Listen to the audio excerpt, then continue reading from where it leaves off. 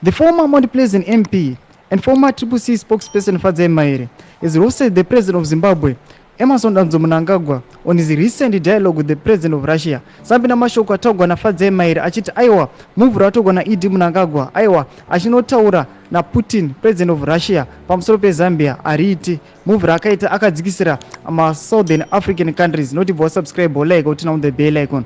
Noti mashoko akataura anobuditswa neanda radio vanyora vachiti vakanyora mashoko akataura vachiti, is it pan-African to report a fellow Sabc nation to a foreign non-African power?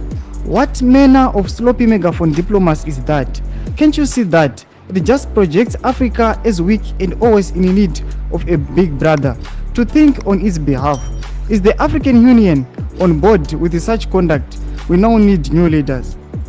Mashoko atagwa na Fadzayi Maire achati achiti aiwa move ratogwa na Mnangagwa achinoripota aiwa ma problems ausangana nawo kuno ku Africa. Move rakaita risiro nozva zvanyasa kushowa kuti Africa iri very weak. Africa inoda a big brother, inoda mamwe ma countries kuti agopindira pama disputes awo zvadzikisira Africa nemamwe ma unions arimo. Chimotidze mafungiro enyu nokudi pamusoro mashoko aFadzayi Maire achireply kune move rakaitwa na Mnangagwa. Aiwa tudze mafungiro enyu pina comment section medu. Sanga no subscribe, like, channel on the bell icon.